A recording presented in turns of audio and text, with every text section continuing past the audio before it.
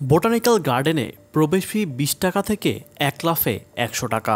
রাজধানী মিরপুরে অবস্থিত বোটানিক্যাল গার্ডেন বা জাতীয় উদ্ভিদ উদ্যান পরিবেশ, বন ও জলবায়ু পরিবর্তন মন্ত্রণালয়ের আওতাধীন এই উদ্যানের প্রবেশ ফি ১ লাফে ৫ গুণ বাড়ানো হয়েছে। আগামী বৃহস্পতিবার থেকে উদ্যানে প্রবেশের জন্য দর্শনার্থীদেরকে জনপ্রতি ১০০ টাকা ফি দিতে হবে। আগে ওই ফি ছিল মাত্র ২০ টাকা।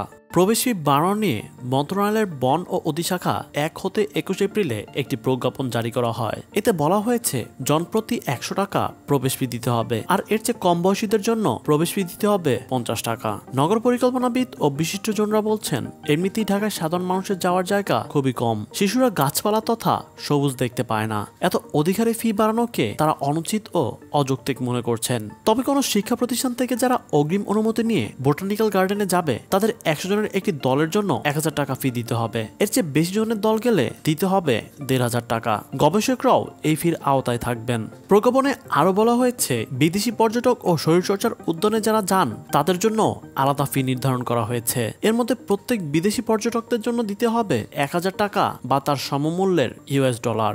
আর উদ্যানে হাঁটতে যাওয়ার ব্যক্তিদের একটি বাৎসরিক কার্ড করতে হবে। এর জন্য ফি দেওয়া লাগবে বছরে ৫০০ টাকা। তবে অবস্থান করা যাবে মাত্র ১ ঘন্টা। অথচ শরীরচর্চার জন্য আগে উদ্যানে গেলে কোনো রকম ফি লাগতো না।